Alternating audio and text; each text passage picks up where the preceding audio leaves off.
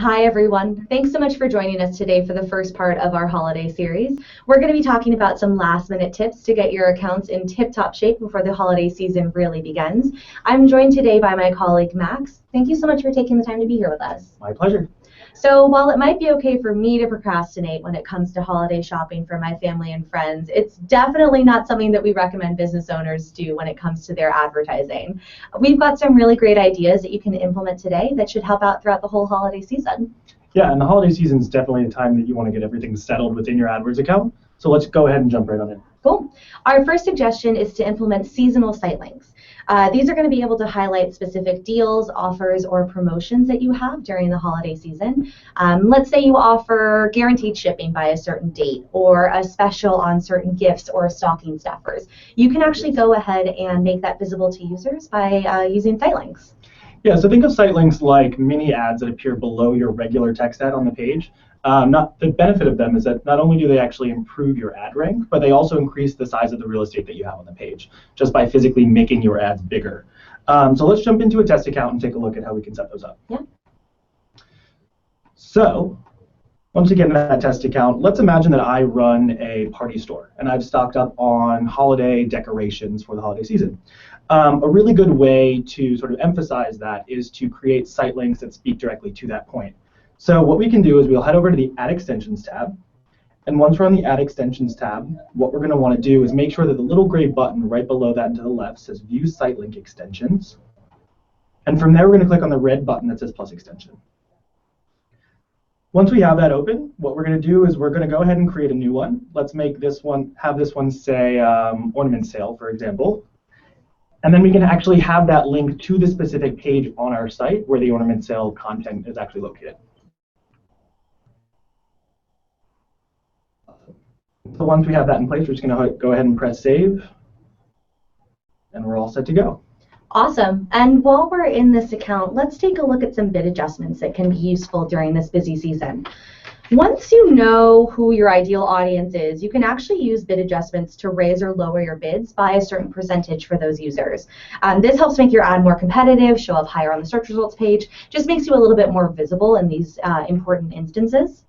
If we go into the Dimensions tab, we can pull up some reports that show performance by, let's say, time of day.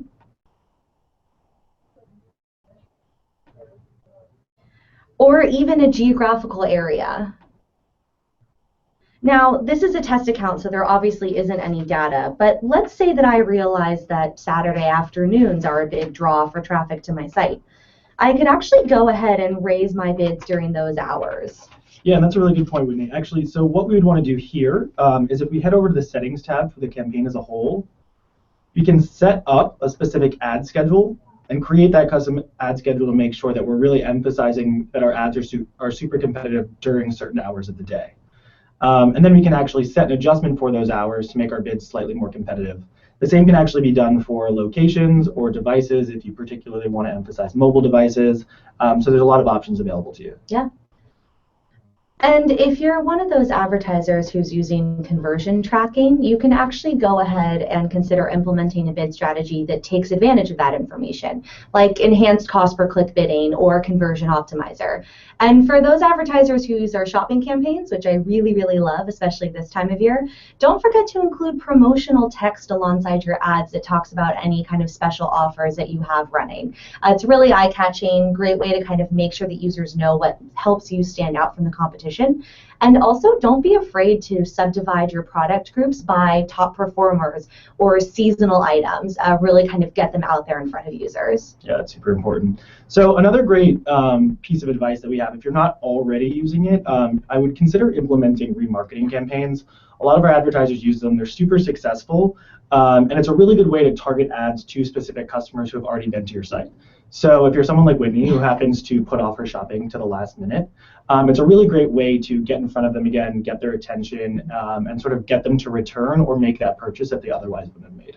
It's true. Seeing an item that I've already looked at before or considered buying as a gift, or even just having the brand awareness of already been to an advertiser's site is hugely appealing. Yeah. Remarketing actually collects audiences of visitors, and you can use that information to target specific ads to them. Yeah, so the setup is actually pretty straightforward. The first step you're going to want to do is you actually want to generate what's called an audience list. And what that does is it allows you to remarket to specific people who have visited your site by cooking them. And then you can create a campaign with specific ad groups designated only for those people on the remarketing list. So let's check it out in an actual account and see how we can go about doing that. So once we get that pulled up, the first place we're going to want to head is the shared library option on the lower left-hand corner of the interface. And from there, that's sort of where your remarketing lists live. So from there, we're going to click on the audiences option on the right-hand side.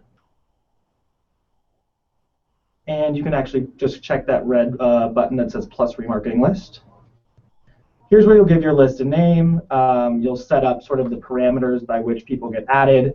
And once that's all well and done, you can actually just take the code that it gives you. And if you're comfortable with HTML yourself, you can put it directly into the code for your site, or you can send it over to your web developer if you're more comfortable with that, and sort of let it rip from there. Yeah, it's pretty straightforward. You can also give us a call or chat if you have any questions about implementing this code. But if you look underneath View Tag Details in the top right-hand corner, this is where that remarketing tag that you put on your site actually lives. So you can go ahead and email those instructions to whoever's going to help you out with that. And once that's on your site, you're going to start collecting users, and you can go ahead and throw those on a campaign. This would be a great opportunity, for example, for Max's store with the Christmas decorations to go ahead and remarket to people after the new year, because people keep shopping once the holiday season is over. So we can go ahead and throw that in there, and that way you can actually get rid of all that extra ornament inventory that you're going to be sitting on. Definitely want to have those sales running, get that inventory out. Yeah. Get people through the door. Exactly. Well, that's about all that we have for you guys today, but I want to say thank you so much for watching. And definitely don't forget to check out the resources for all the tips that we talked about today. This time next week, our team in Dublin has an awesome checklist for getting your campaigns super prepared for the Black Friday push. So make sure to tune in for that, and a big thank you to Max for taking time out of your day to be here. Thanks so much for having me. Thanks, guys. Bye.